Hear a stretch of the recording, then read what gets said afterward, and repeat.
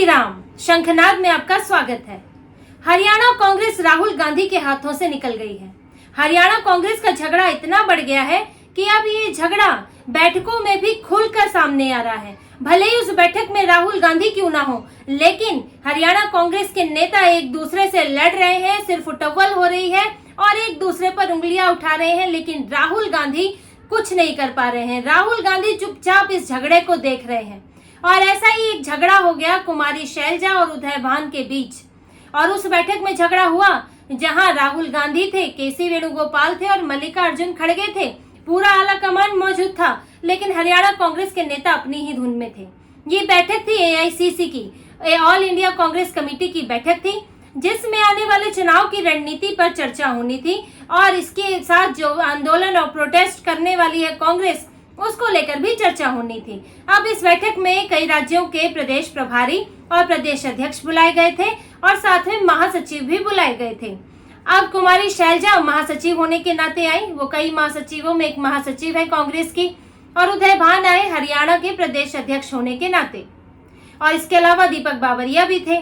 अब बैठक में तो हो रही थी चुनावी रणनीति की चर्चा, आगे की तैयारियों की चर्चा, लेकिन इस बीच कुमारी शैलजा और उदय भान सिंह के बीच में झगड़ा हो गया। दोनों एक दूसरे पर आरोप लगाने लगे। कुमारी शैलजा का आरोप था कि उनका दोनों को लेकर आरोप था, दीपक बावरिया और उदय भान सिंह, कि हमें हरियाणा में पर्याप्त प्रतिनिधित्व नहीं मिलता।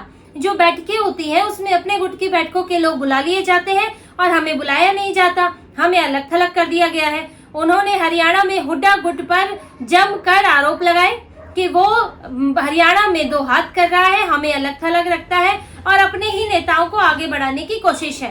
और वहीं उदय भान सिंह ने भी आरोप लगाए कि कुमारी शैलजा और रणदीप सुरजेवाला वो अपना अलग गुट बना के चल रहे हैं।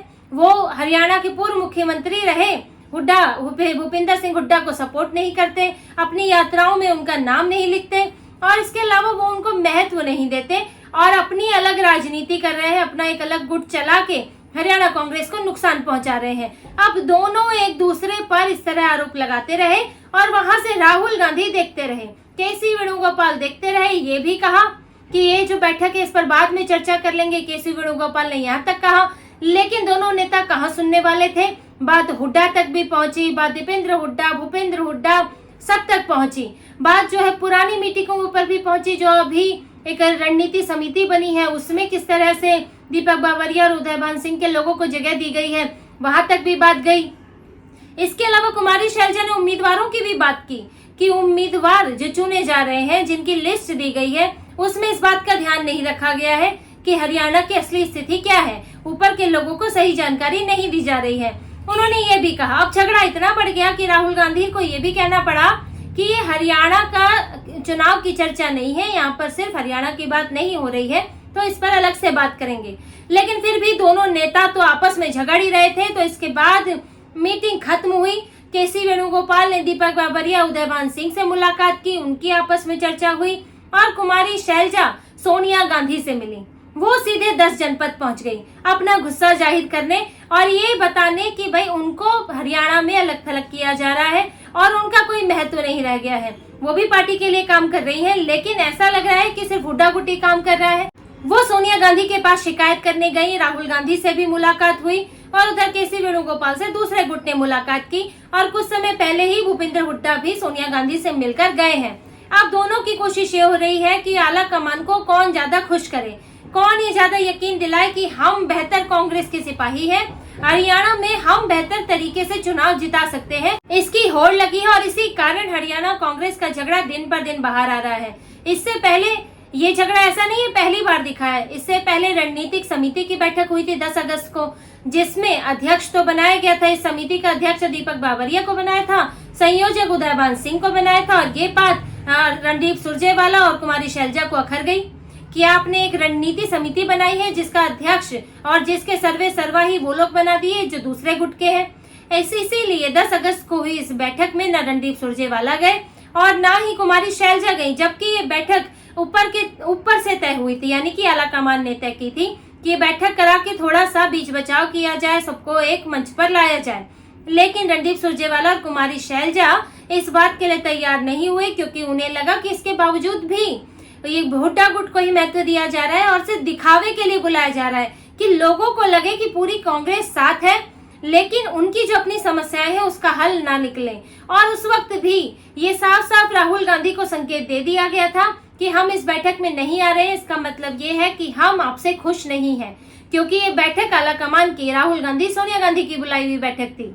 और इससे पहले जब यात्रा निकली, अभी कुमारी शैलजा यात्रा कर रही हैं, उससे पहले दीपेंद्र हुड्डा ने यात्रा की, उसकी एक अलग होड़ दिखी थी कि शैलजा की यात्रा अनाउंस हो चुकी थी, लेकिन तुरंत दीपेंद्र हुड्डा ने अपनी यात्रा निकाल दी। उसके बाद कुमारी शैलजा ने निकाली और दोनों ने अपने अपने पोस्टर में एक दूसरे गुट को जगह नहीं दी, सिर्फ अपनी ही तस्वीरों के साथ यात्राएं निकालते रहे। अब कुमारी शैलजा से पत्रकारों ने भी पूछा कि आपकी मीटिंग में झगड़ा हुआ है और दोनों ही नेता अलग अलग यात्राएं क्यों निकाल रही है, तो कुमारी शैलजा ने कहा कि सबको मेहनत करनी चाहिए।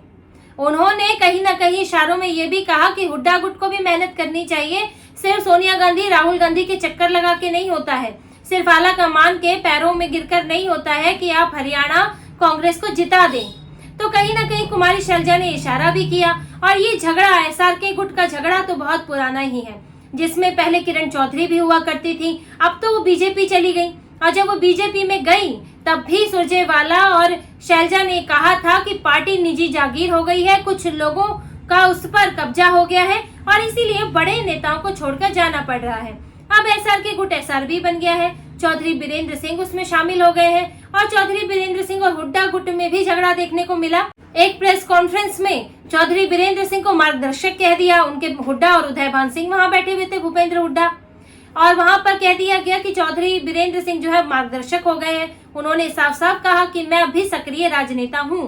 तो वो झगड़ा भी दिखा कि हुड्डा गुट बाहर से किसी को स्वीकार नहीं करना चाहता, उनका अपने कोटरी है, अपने लोग हैं और वो चाहते हैं कि किसी तरह हरियाणा विधानसभा चुनाव से पहले ज्यादा से ज्यादा अपनी पसंद के उम्मीदवारों को टिकट दिलवा लें, ताकि कल को मुख्यमंत्री चुनने की नौबत आए तो भूपेंद्र सिंह हुड्डा को ही मुख्यमंत्री चुना जाए।